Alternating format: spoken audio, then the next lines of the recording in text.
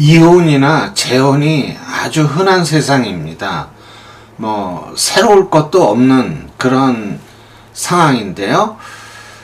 그러다 보니까 너무 이혼과 재혼 같은 게 자주 일어나다 보니까 가족 관계도 굉장히 복잡하게 변합니다. 전처소생의 딸, 전처소생의 아들, 복잡해집니다. 아버지는 사람이 아니라 짐승이에요. 알고 있다. 아버지를 용서해줘. 우리 아버지는 금년 46살이고 나는 21살이다. 우리 아버지가 작년 봄에 재혼해서 새엄마를 맞았다. 새엄마는 18살의 여동생을 데리고 들어왔다. 새엄마는 몸매가 날씬하고 얼굴도 예쁜 편이다. 일정한 직업이 없던 아버지는 청량리역 앞에서 음식점을 하시는 새엄마와 재혼을 한 것이었다. 나는 엄마가 돌아가신 지 1년도 못 되어서 재혼한 아버지에게 불만이 많았다. 아버지는 내가 불만을 갖고 있는 것을 알고 새엄마에게 나에게 잘해줘야 한다고 신신당부를 하셨다. 그래서 그런지 새엄마는 나에게 무척 신경을 쓰고 잘해주려고 애를 썼다.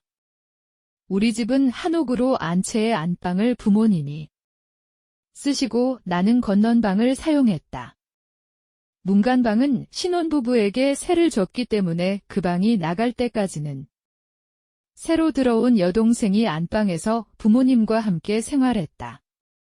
새엄마는 불교를 믿기 때문에 절에 불공을 드리러 자주 가셨다. 새엄마는 아마도 아버지와 재혼하여 아기를 낳고 싶으셨던 모양이다. 그런데 초파일 석가탄일을 하루 앞두고 어머니는 다니던 절에 가셨다. 아버지와 재혼하여 집에 들어온 지 2달이 못 된 시기였다. 내 방에서는 안방의 이야기 소리가 훤히 들려 거북하기 짝이 없었다. 새엄마가 데리고 들어온 그 애는 들어오자부터 아버지를 아빠라고 부르고 나에게도 오빠라 하며 따랐다. 아버지는 식당에서 일이 끝나면 술을 마시고 들어오는 날이 많았다. 그날은 새엄마가 식당까지 문을 닫고 석가탄일 연등 행사를 위해 절에 간 날이었다. 아버지는 그날 밤 늦게, 아마도 밤 12시가 넘은 시간에 술이 잔뜩 취해서 들어오셨다. 나는 건넌방에서 불을 끄고 잠이 든 척하고 있었다. 아버지는 내가 있는 건넌 방문을 열어보고는 내가 잠든 줄로 알고 그냥 안방으로 들어가셨다. 안방에서 자고 있던 여동생이 깨어나 아버지에게 물을 떠다 드리는 소리가 났다. 아버지는 어린 여동생에게 뭐라고 이야기를 하고 계셨다. 나는 신경을 곤두세우고 안방에서 아버지가 잠이 들기를 기다렸다. 잠시 후 안방에 불이 꺼지고 조용해졌다. 그런데 그때 나의 귓전을 울리는 낮은 소리가 있었다. 나는 자리에서 벌떡 일어나 문 앞으로 다가앉으며 안방의 소리에 귀를 기울였다. 왜 떨어? 뭐가 무서워? 동생은 아무 말이 없었다. 무슨 뜻인지 모르지만 아버지가 동생에게 뭘 시키는 것 같았다. 복잡한 가족관계 속에서 일륜적으로 일어나지 말아야 될 일이 일어나고 있습니다. 다만 우리가 그런 일들에 대해서 쉬쉬하고 숨기고 있을 뿐입니다. 나는 무슨 일이 일어나는지 알기 위해 살살 기어가서 안방문에 귀를 대고 엿들었다. 나는 방 안에서 나는 소리에 귀를 열고 들으면서 벌린 입이 다물어지지 않았다. 너무도 놀라운 일이었다. 동생이 비록 내 친동생은 아니지만 새엄마가 데리고 들어온 딸이 아닌가. 나는 처음부터 여동생을 내 친동생처럼 여겼었다. 아버지에게는 새엄마가 데리고 들어온 어부딸인데 저럴 수가 있을까? 나는 나의 귀를 의심했다. 이것이 사실일까? 혹시 내가 꿈을 꾸고 있는 것은 아닐까? 이런 아버지가 있을 수 있을까? 나는 아버지가 사람으로 보이지를 않았다. 짐승만도 못한 놈이라는 생각이 더욱 들었다.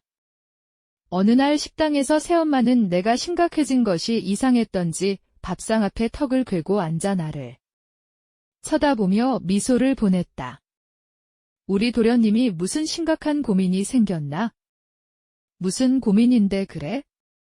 나한테 말해주면 안 돼? 모르셔도 돼요. 무슨 얘기야? 섭섭하게 엄마가 아들 고민을 몰라서야 돼?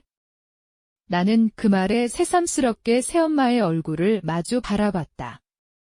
새엄마에게 말할 수 없는 일이에요. 그러니까 더 호기심이 나는데? 일하는 아줌마 어디 가셨어요? 오늘 집에 일이 있다고 일찍 들어가셨어. 내가 밥을 먹는 동안 내내 새엄마는 내 앞에 앉아서 내 모습을 지켜보고 있었다.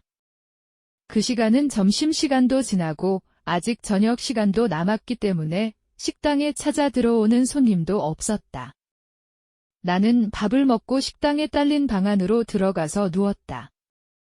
그런데 새엄마가 식당을 대강 치워놓고 방 안으로 들어오셨다. 방에 들어온 새엄마는 촉촉한 눈으로 나를 내려다보고는 다시 주방으로 내려가셨다. 부엌에 내려서면서 방문을 닫고 돌아서는 모습에서 나는 알 수 없는 유혹을 느꼈다. 주방은 식당하고 항상 열려 있는데 굳이 문을 안으로 닫으며 들어가는 새엄마의 뒷모습에서 심상치 않은 의미를 예상했다. 부엌에서 일을 마친 새엄마가 다시 방 안으로 들어왔다. 그래, 무슨 고민인지 나한테 얘기해 줄 수 없니? 말씀드리기 싫어요. 아직도 날 엄마라고 생각하지 않는 거니? 새어머니는 자기 딸 걱정이나 하고 사세요. 그게 무슨 말이니? 제 일은 제가 알아서 할 테니.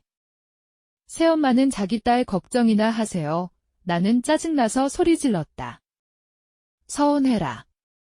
내 마음도 모르고 어떻게 내게 그런 말을.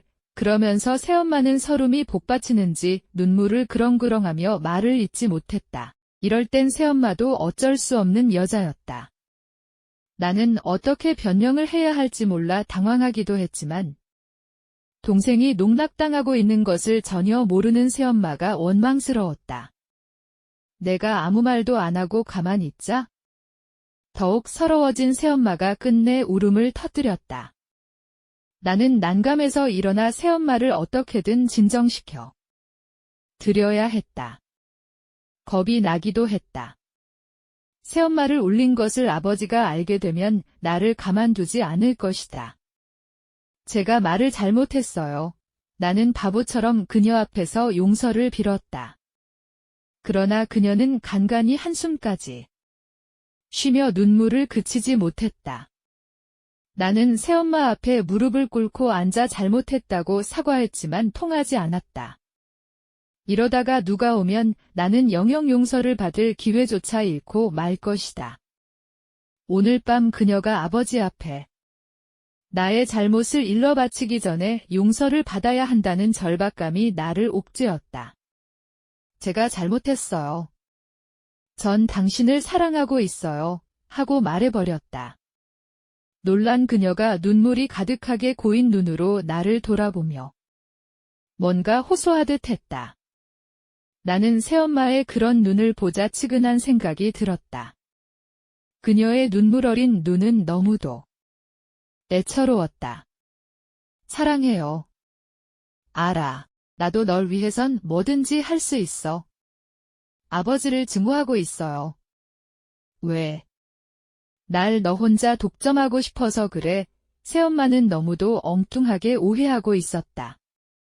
그런 오해는 내가 은근히 바라던 일이기도 했다. 그녀의 마음이 어느 정도인 것을 알았으니 나도 망설일 이유가 없었다. 새엄마는 놀라워하면서도 입가에 한방 미소를 머금은 채 나를 받아들였다.